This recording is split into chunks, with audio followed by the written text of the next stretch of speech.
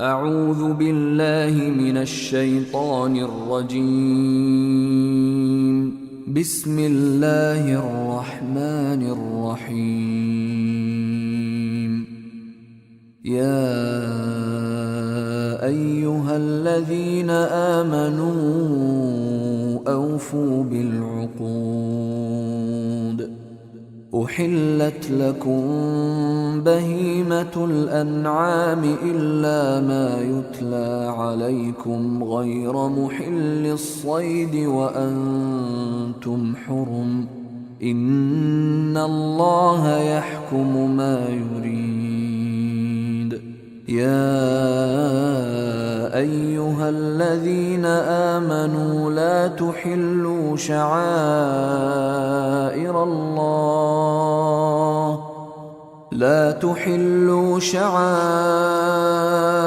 الله ولا الشهر الحرام ولا الهدي ولا القلائد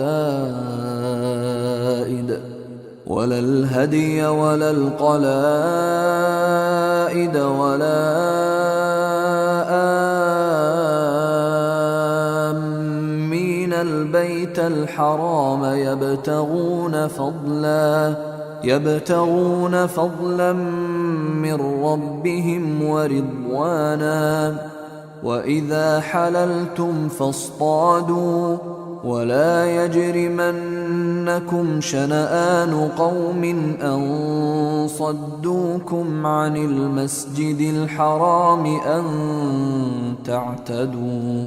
وتعاونوا على البر والتقوى ولا تعاونوا على الإثم والعدوان.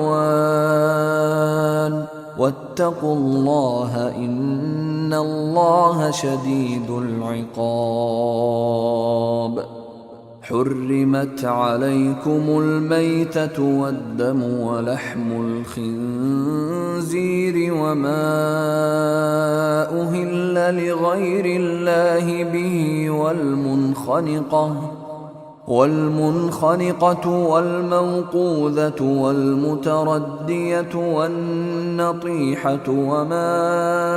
أكل السبع إلا ما ذكيتم وما ذبح على النصب وأن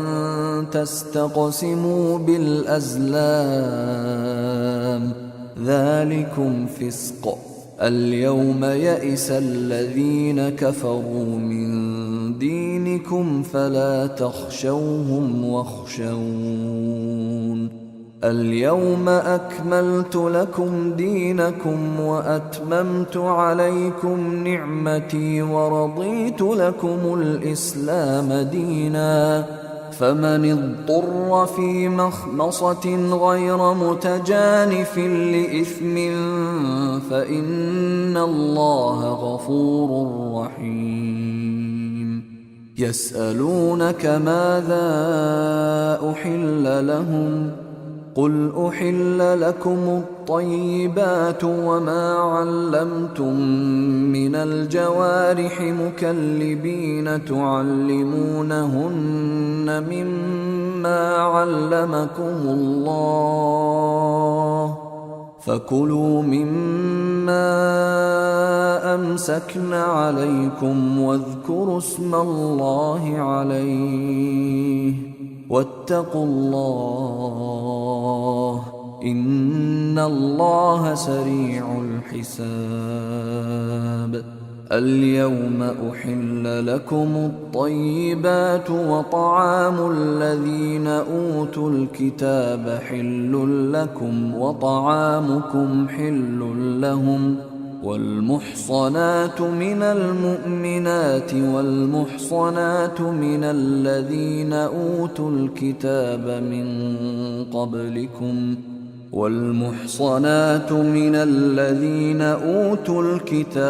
من قبلكم إذا آتيتموهن أجورهن محصنين غير مسافحين ولا متخذي أخدان ومن يكفر بالإيمان فقد حبط عمله وهو في الآخرة من الخاسرين. يا أيها الذين آمنوا إذا قمتم إلى الصلاة فاغسلوا وجوهكم وأيديكم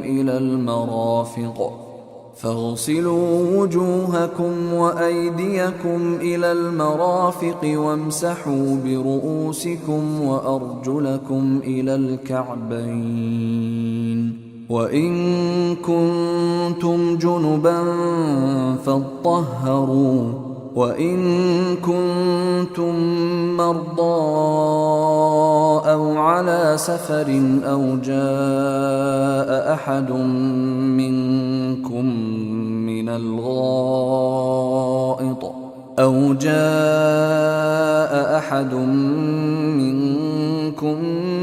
الغائط أو لامستم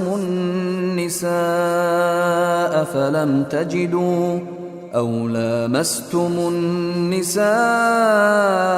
فلم تجدوا ماء فتيمموا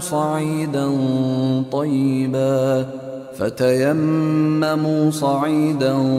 طيبا فامسحوا بوجوهكم وأيديكم منه، ما يريد الله ليجعل عليكم من حرج ولكن يريد ليطهركم وليتم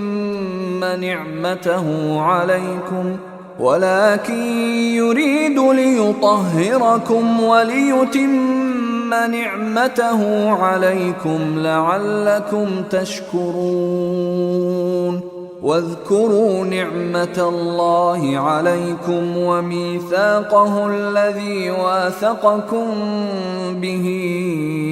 إذ قلتم سمعنا وأطعنا واتقوا الله إن الله عليم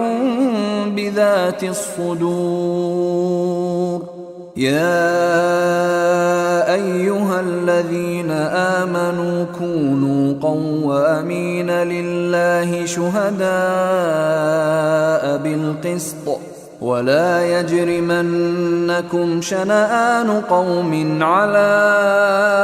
ألا تعدلوا، اعدلوا هو أقرب للتقوى واتقوا الله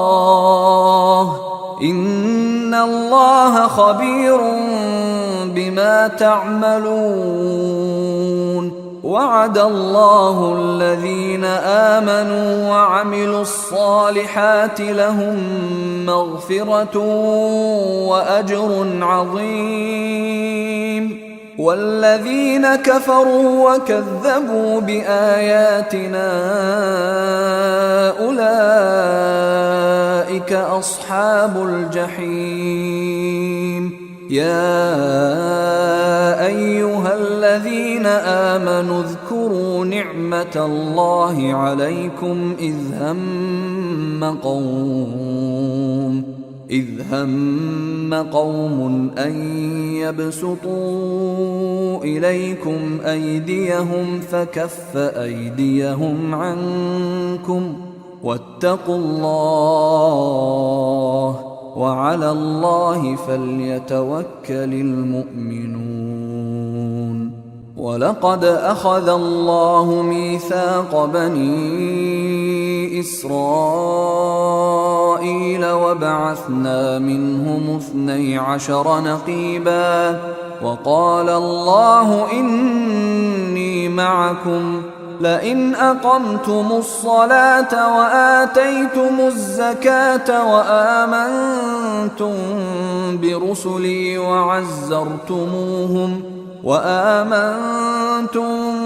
برسلي وعزرتموهم وأقرضتم الله قرضا حسنا لأكفرن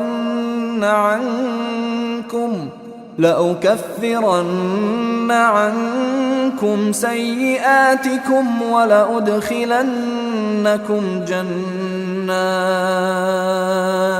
ولأدخلنكم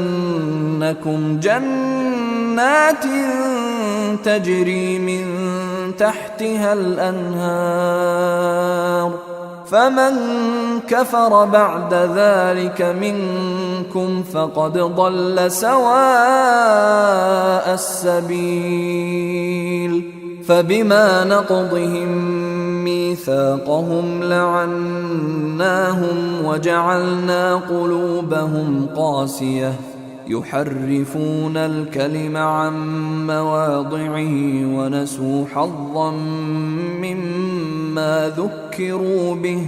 ولا تزال تطلع على خائنة منهم إلا قليلا منهم فاعف عنهم واصفح إن الله يحب المحسنين. ومن الذين قالوا إنا نصارى أخذنا ميثاقهم فنسوا حظا مما ذكروا به فأغرينا بينهم العداوة والبغضاء إلى يوم القيامة وسوف ينبئهم الله بما كانوا يصنعون. يا أهل الكتاب قد جاءكم رسولنا يبين لكم كثيرا مما كنتم تخفون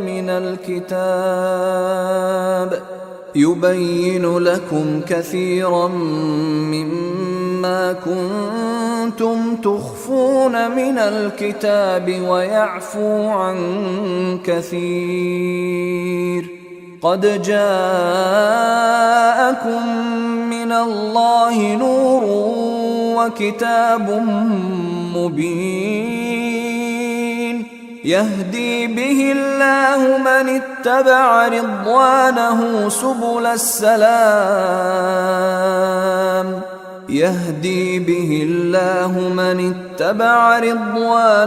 سبل السلام ويخرجهم من الظلمات إلى النور بإذنه ويهديهم إلى صراط مستقيم. لقد كفر الذين قالوا إن الله هو المسيح ابن مريم قل فمن يملك من الله شيئا إن أراد أن يهلك المسيح ابن مريم وأمه ومن في الأرض جميعا ولله ملك السماوات والأرض وما بينهما يخلق ما يشاء والله على كل شيء قدير. وقالت اليهود والنصارى نحن أبناء الله وأحباؤه قل فلم يعذبكم بذنوبكم بل أنتم بشر ممن خلق يغفر لمن يشاء ويعذب من يشاء ولله ملك السماوات والأرض وما بينهما وإليه المصير. يا أهل الكتاب قد جاءكم رسولنا يبين لكم على فترة من الرسل أن تقولوا ما جاءنا من بشير ولا نذير فقد جاءكم بشير ونذير والله على كل شيء قدير. وإذ قال موسى لقومه يا قوم اذكروا نعمة الله عليكم إذ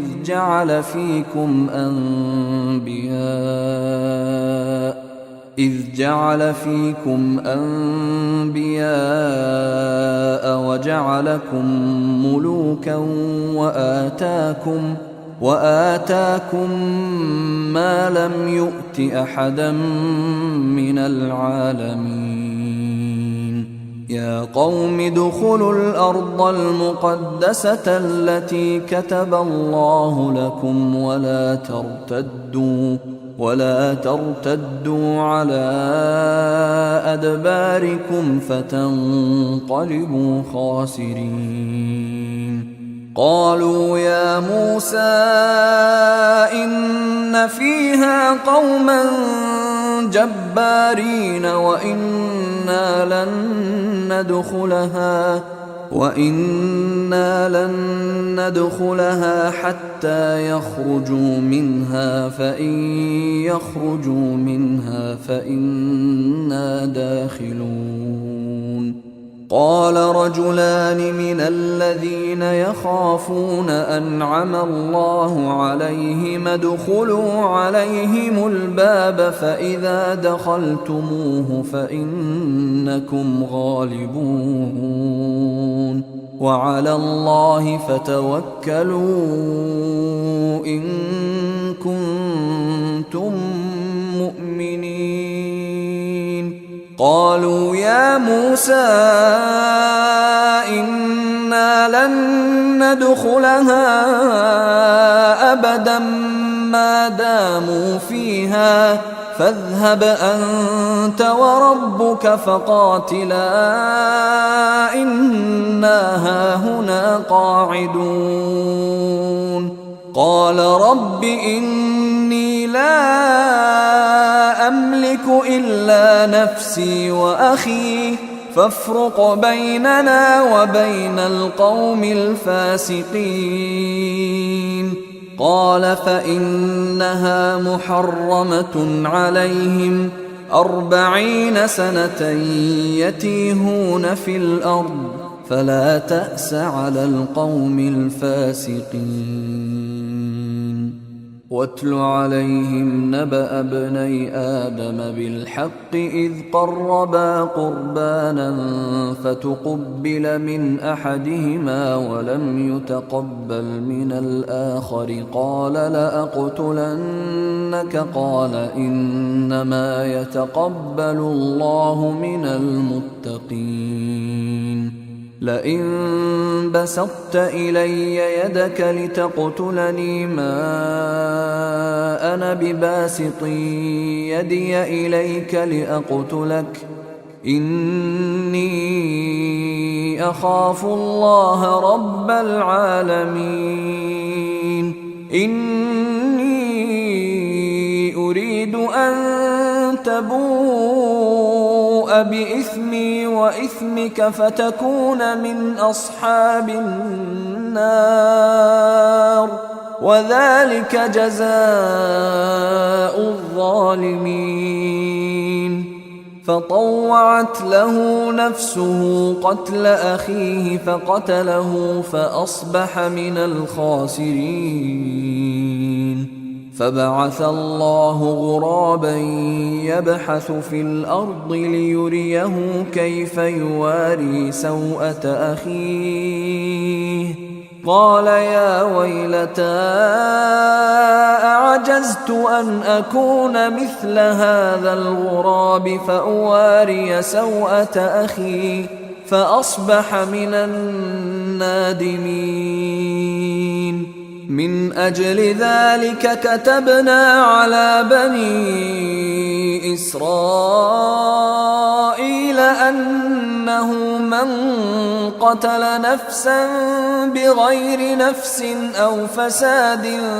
في الأرض فكأنما قتل الناس جميعا ومن أحياها فكأنما أحيا الناس جميعا ولقد جاءتهم رسلنا بالبينات ثم إن كثيرا منهم بعد ذلك في الأرض لمسرفون إنما جزاء الذين يحاربون الله ورسوله ويسعون في الأرض فسادا أن يقتلوا أو يصلبوا أو تقطع أيديهم وأرجلهم من خلاف أو ينفوا من الأرض ذلك لهم خزي في الدنيا ولهم في الآخرة عذاب عظيم إلا الذين تابوا من قبل أن تقدروا عليهم فاعلموا أن الله غفور رحيم يا أيها الذين آمنوا اتقوا الله وابتغوا إليه الوسيلة وجاهدوا في سبيله لعلكم تفلحون إن الذين كفروا لو أن لهم ما في الأرض جميعا ومثله معه ليفتدوا به من عذاب يوم القيامة ما تقبل منهم ولهم عذاب أليم يريدون أن يخرجوا من النار وما هم بخارجين منها ولهم عذاب مقيم والسارق والسارقة فاقطعوا أيديهما جزاء بما كسبا نكالا من الله والله عزيز حكيم فمن تاب من بعد ظلمه وأصلح فإن الله يتوب عليه إن الله غفور رحيم ألم تعلم أن الله له ملك السماوات والأرض يعذب من يشاء ويغفر لمن يشاء والله على كل شيء قدير يا أيها الرسول لا يحزنك الذين يسارعون في الكفر من الذين قالوا آمنا بأفواههم ولم تؤمن قلوبهم ومن الذين هادوا سماعون للكذب سماعون لقوم آخرين لم يأتوك يحرفون الكلم من بعد مواضعه يقولون إن أوتيتم هذا فخذوه وإن لم تؤتوه فاحذروا ومن يرد الله فتنته فلن تملك له من الله شيئا أولئك الذين لم يرد الله أن يطهر قلوبهم لهم في الدنيا خزي ولهم في الآخرة عذاب عظيم سماعون للكذب أكالون للسحت فإن جاءوك فاحكم بينهم أو أعرض عنهم، وإن تعرض عنهم فلن يضروك شيئا، وإن حكمت فاحكم بينهم بالقسط، إن الله يحب المقسطين. وكيف يحكمونك وعندهم التوراة فيها حكم الله ثم يتولون من بعد ذلك، وما أولئك بالمؤمنين. إنا أنزلنا التوراة فيها هدى ونور، يحكم بها النبيون الذين أسلموا للذين هادوا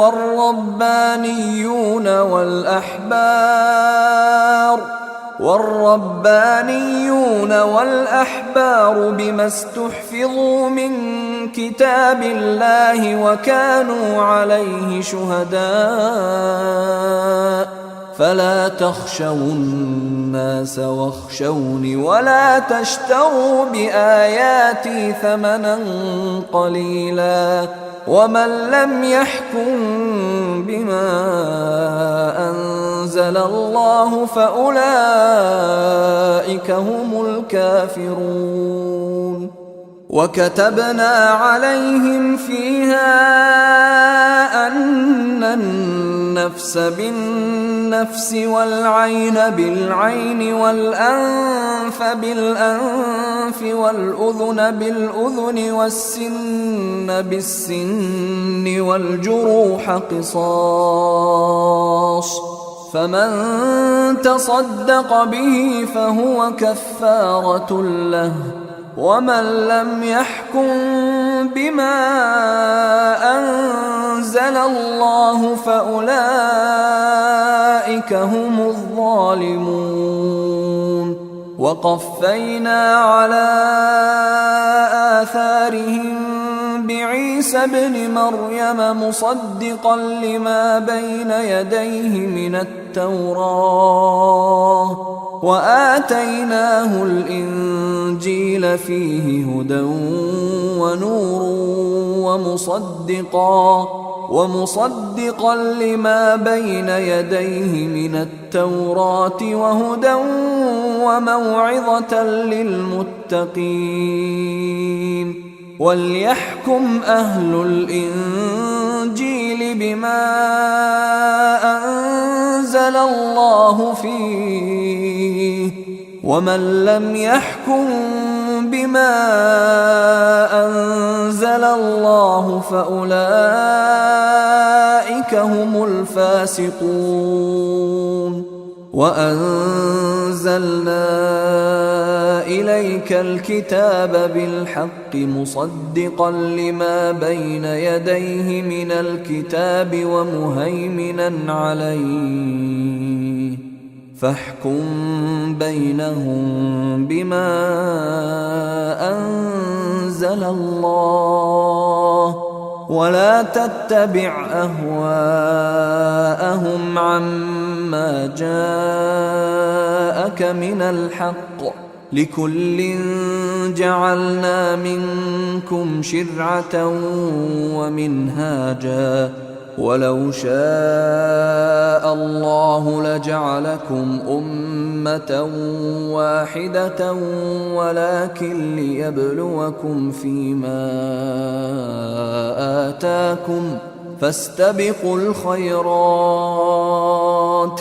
إلى الله مرجعكم جميعا فينبئكم بما كنتم فيه تختلفون. وأن احكم بينهم بما أنزل الله ولا تتبع أهواءهم واحذرهم أن يفتنوك عن بعض ما أنزل الله إليك، فإن تولوا فاعلم أنما يريد الله أن يصيبهم ببعض ذنوبهم وإن كثيرا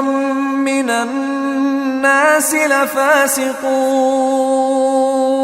أفحكم الجاهلية يبغون ومن أحسن من الله حكما لقوم يوقنون. يا أيها الذين آمنوا لا تتخذوا اليهود والنصارى أولياء بعضهم أولياء بعض ومن يتولهم منكم فإنه منهم إن الله لا يهدي القوم الظالمين. فترى الذين في قلوبهم مرض يسارعون فيهم يقولون نخشى أن تصيبنا دائرة فعسى الله أن يأتي بالفتح أو أمر من عنده فيصبحوا على ما أسروا في أنفسهم نادمين. ويقول الذين آمنوا أهؤلاء الذين أقسموا بالله جهد أيمانهم إنهم لمعكم حبطت أعمالهم فأصبحوا خاسرين. يا أيها الذين آمنوا من يرتد منكم عن دينه فسوف يأتي الله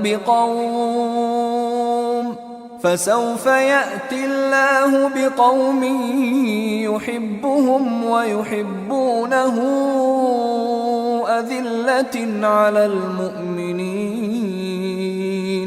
أذلة على المؤمنين أعزة على الكافرين يجاهدون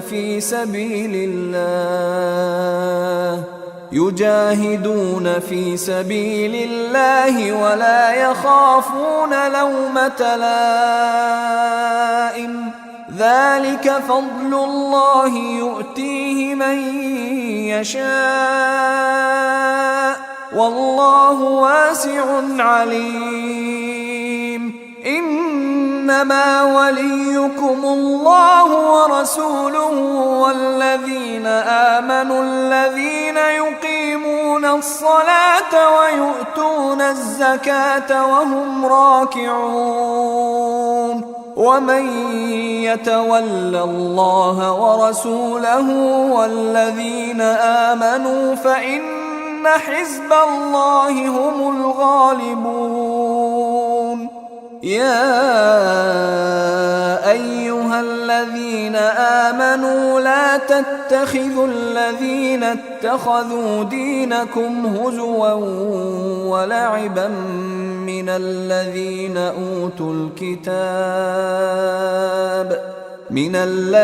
أوتوا الكتاب من قبلكم والكفار أولياء واتقوا الله إن كنتم مؤمنين. وإذا ناديتم إلى الصلاة اتخذوها هزوا ولعبا ذلك بأنهم قوم لا يعقلون. قل يا أهل الكتاب هل تنقمون منا إلا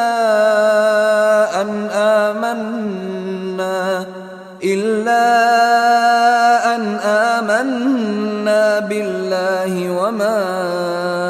أنزل إلينا وما أنزل من قبل وأن أكثركم فاسقون قل هل أنبئكم بشر من ذلك مثوبة عند الله من لعنه الله وغضب عليه وجعل منهم القردة والخنازير وعبد الطاغوت أولئك شر مكانا وأضل عن سواء السبيل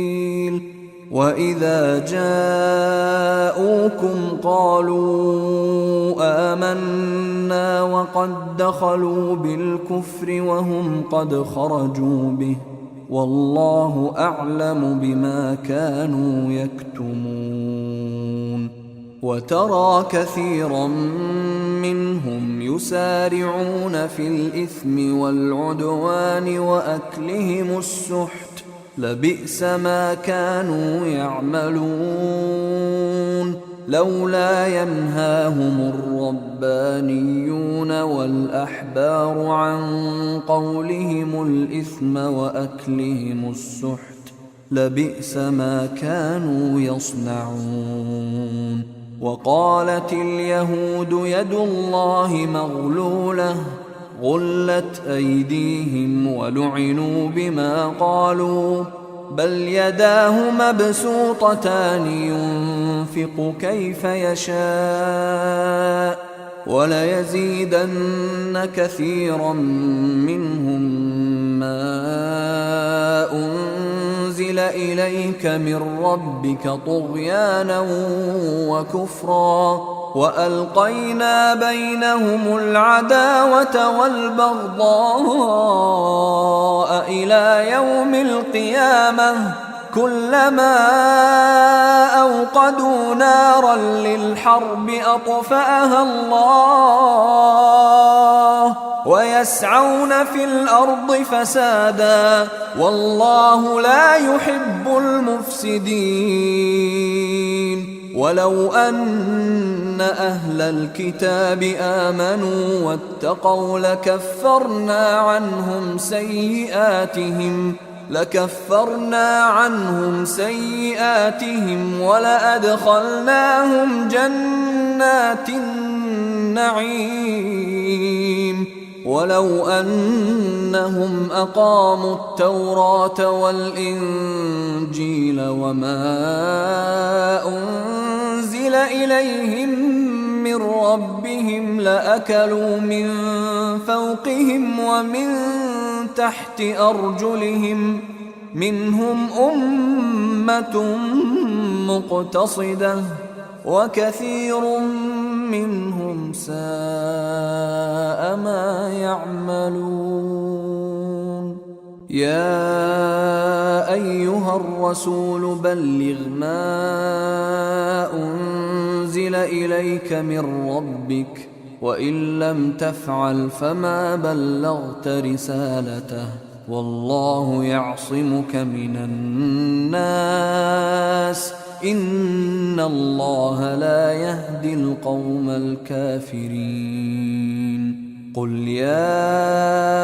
أهل الكتاب لستم على شيء حتى تقيموا التوراة والإنجيل وما أنزل إليكم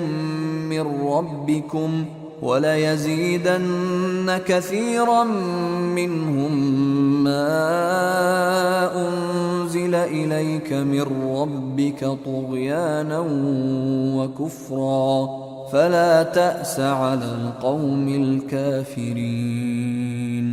إن الذين آمنوا والذين هادوا والصابئون والنصارى من آمن بالله واليوم الآخر وعمل صالحا فلا خوف عليهم ولا هم يحزنون لقد أخذنا ميثاق بني إسرائيل وأرسلنا إليهم رسلا كلما جاءهم رسول بما لا تهوى أنفسهم فريقا كذبوا وفريقا يقتلون وحسبوا ألا تكون فتنة فعموا وصموا ثم تاب الله عليهم ثم عموا وصموا كثير منهم والله بصير بما يعملون لقد كفر الذين قالوا إن الله هو المسيح ابن مريم وقال المسيح يا بني إسرائيل اعبدوا الله ربي وربكم إنه من يشرك بالله فقد حرم الله عليه الجنة ومأواه النار وما للظالمين من أنصار لقد كفر الذين قالوا إن الله ثالث ثلاثة وما من إله إلا إله واحد وإن لم ينتهوا عما يقولون ليمسن الذين كفروا منهم عذاب أليم أفلا يتوبون إلى الله ويستغفرونه والله غفور رحيم ما المسيح ابن مريم إلا رسول قد خلت من قبله الرسل وأمه صديقة كانا يأكلان الطعام انظر كيف نبين لهم الآيات ثم انظر أنى يؤفكون قل أتعبدون من دون الله ما لا يملك لكم ضرا ولا نفعا والله هو السميع العليم قل يا أهل الكتاب لا تغلوا في دينكم غير الحق ولا تتبعوا أهواء قوم قد ضلوا من قبل وأضلوا كثيرا وضلوا عن سواء السبيل لعن الذين كفروا من بني إسرائيل على لسان داود وعيسى بن مريم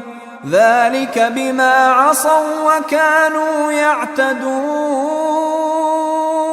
كانوا لا يتناهون عن منكر فعلوه لبئس ما كانوا يفعلون ترى كثيرا منهم يتولون الذين كفروا لبئس ما قدمت لهم أنفسهم أن سخط الله عليهم وفي العذاب هم خالدون ولو كانوا يؤمنون بالله والنبي وما أنزل إليه ما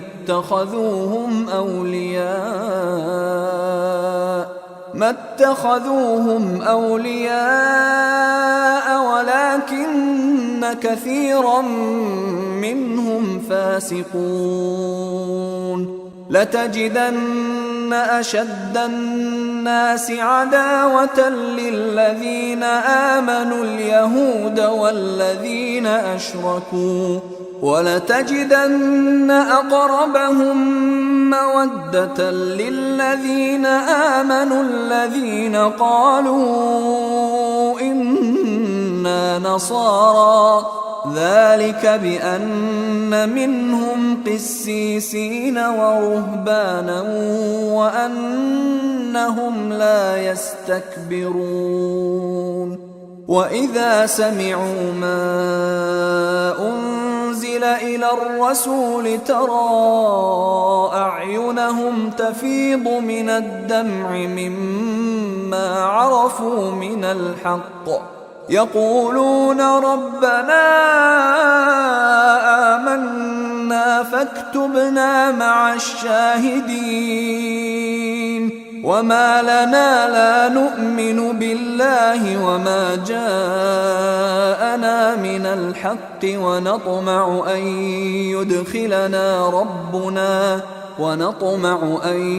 يدخلنا ربنا مع القوم الصالحين فأثابهم الله بما قالوا جنات تجري من تحتها الأنهار خالدين فيها وذلك جزاء المحسنين والذين كفروا وكذبوا بآياتنا أولئك أصحاب الجحيم يا أيها الذين آمنوا لا تحرموا طيبات ما أحل الله لكم ولا تعتدوا إن الله لا يحب المعتدين وكلوا مما رزقكم الله حلالا طيبا واتقوا الله الذي أنتم به مؤمنون لا يؤاخذكم الله باللغو في أيمانكم ولكن يؤاخذكم بما عقدتم الأيمان فكفارته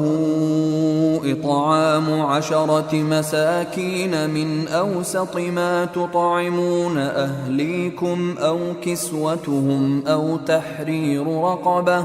فمن لم يجد فصيام 3 أيام ذلك كفارة أيمانكم إذا حلفتم واحفظوا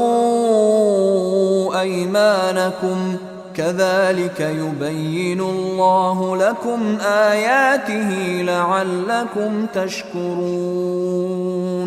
يا أيها الذين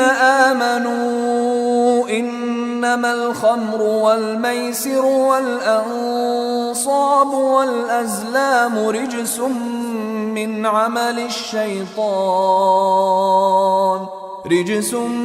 من عمل الشيطان فاجتنبوه لعلكم تفلحون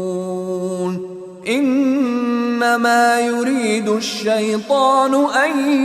يوقع بينكم العداوة والبغضاء في الخمر والميسر ويصدكم عن ذكر الله وعن الصلاة فهل أنتم منتهون وأطيعوا الله وأطيعوا الرسول واحذروا فإن توليتم فاعلموا أنما على رسولنا البلاغ المبين ليس على الذين آمنوا وعملوا الصالحات جناح فيما طعموا إذا ما اتقوا وآمنوا وعملوا الصالحات ثم اتقوا وأحسنوا والله يحب المحسنين يا أيها الذين آمنوا ليبلونكم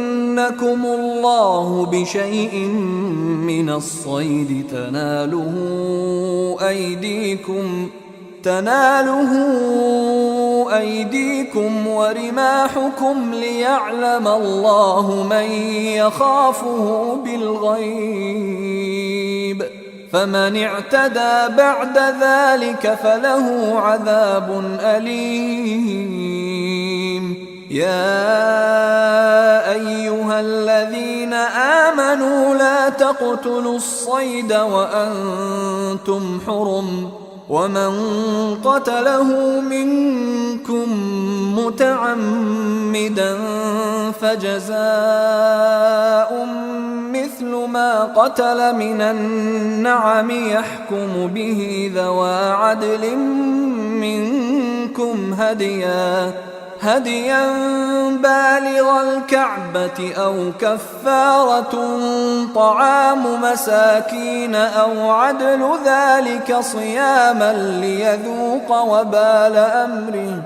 عفى الله عما سلف، ومن عاد فينتقم الله منه والله عزيز ذو انتقام. أحل لكم صيد البحر وطعامه متاعا لكم وللسيارة، وحرم عليكم صيد البر ما دمتم حرما، واتقوا الله الذي إليه تحشرون. جعل الله الكعبة البيت الحرام قياما للناس والشهر الحرام والهدي والقلائد، ذلك لتعلموا أن الله يعلم ما في السماوات وما في الأرض، وأن الله بكل شيء عليم. اعلموا أن الله شديد العقاب وأن الله غفور رحيم. ما على الرسول إلا البلاغ، والله يعلم ما تبدون وما تكتمون. قل لا يستوي الخبيث والطيب ولو أعجبك كثرة الخبيث، فاتقوا الله يا أولي الألباب لعلكم تفلحون. يا أيها الذين آمنوا لا تسألوا عن أشياء إن تبد لكم تسؤكم، وإن تسألوا عنها حين ينزل القرآن تبد لكم عفى الله عنها، والله غفور حليم. قد سألها قوم من قبلكم ثم أصبحوا بها كافرين. ما جعل الله من بحيرة ولا سائبة ولا وصيلة ولا حام، ولكن الذين كفروا يفترون على الله الكذب وأكثرهم لا يعقلون. وإذا قيل لهم تعالوا إلى ما أنزل الله وإلى الرسول قالوا حسبنا ما وجدنا عليه آباءنا، أولو كان آباؤهم لا يعلمون شيئا ولا يهتدون. يا أيها الذين آمنوا عليكم أنفسكم لا يضركم من ضل إذا اهتديتم إلى الله مرجعكم جميعا فينبئكم بما كنتم تعملون. يا أيها الذين آمنوا شهادة بينكم إذا حضر أحدكم الموت حين الوصية اثنان ذوى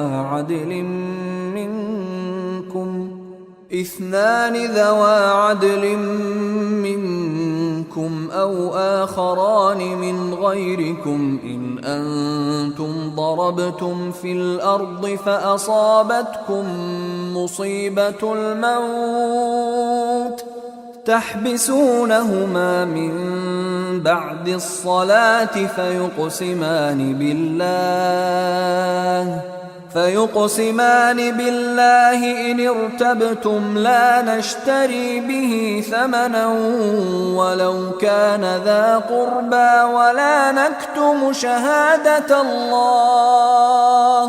ولا نكتم شهادة الله إنا إذا لمن الآثمين. فإن عثر على أنهما استحقا إثما فآخران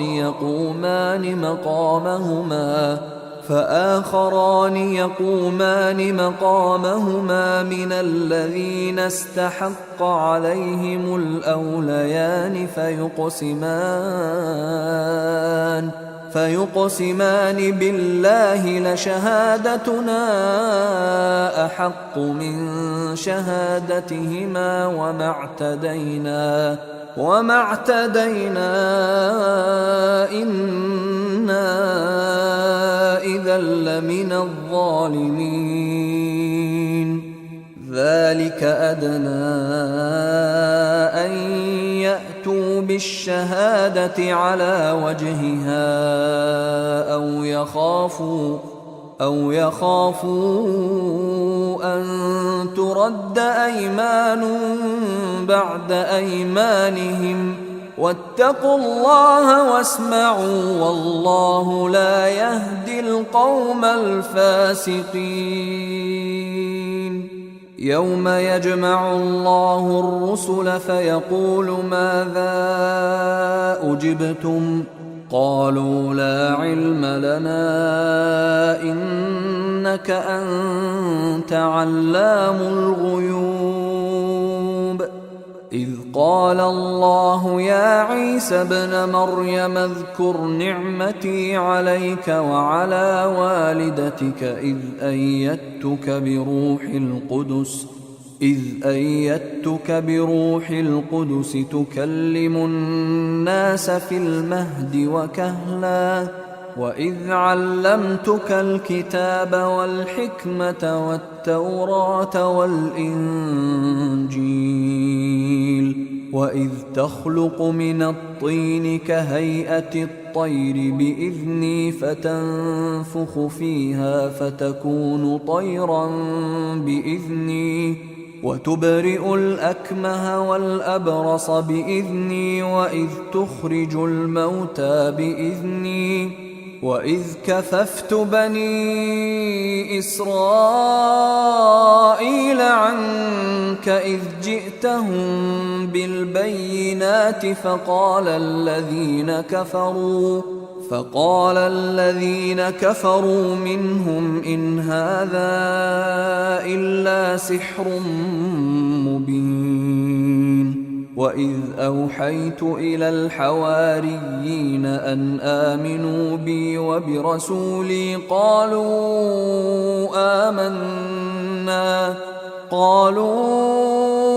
آمنا واشهد بأننا مسلمون. إذ قال الحواريون يا عيسى ابن مريم هل يستطيع ربك أن ينزل علينا مائدة من السماء قال اتقوا الله إن كنتم مؤمنين. قالوا نريد نريد أن نأكل منها وتطمئن قلوبنا ونعلم أن قد صدقتنا ونكون عليها من الشاهدين. قال عيسى ابن مريم اللهم ربنا أنزل علينا مائدة من السماء تكون لنا عيدا لأولنا وآخرنا وآية منك وارزقنا وأنت خير الرازقين. قال الله إني منزلها عليكم فمن يكفر بعد منكم فإني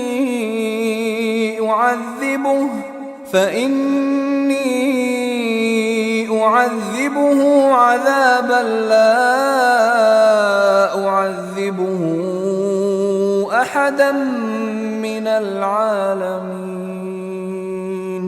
وإذ قال الله يا عيسى ابن مريم أأنت قلت للناس اتخذوني وأمي إلهين من دون الله قال سبحانك ما يكون لي أن أقول ما ليس لي بحق إن كنت قلته فقد علمته تعلم ما في نفسي ولا أعلم ما في نفسك إنك أنت علام الغيوب. ما قلت لهم إلا ما أمرتني به أن اعبدوا الله ربي وربكم وكنت عليهم شهيدا ما دمت فيهم فلما توفيتني كنت أنت الرقيب عليهم وأنت على كل شيء شهيد. إن تعذبهم فإنهم عبادك وإن تغفر لهم فإنك أنت العزيز الحكيم. قال الله هذا يوم ينفع الصادقين صدقهم لهم جنات تجري من تحتها الأنهار خالدين فيها أبدا رضي الله عنهم ورضوا عنه ذلك الفوز العظيم. لله ملك السماوات والأرض وما فيهن وهو على كل شيء قدير. أيها الإخوة الكرام، نذكركم بأن حقوق الطبع والتوزيع محفوظة. والسلام عليكم ورحمة الله وبركاته.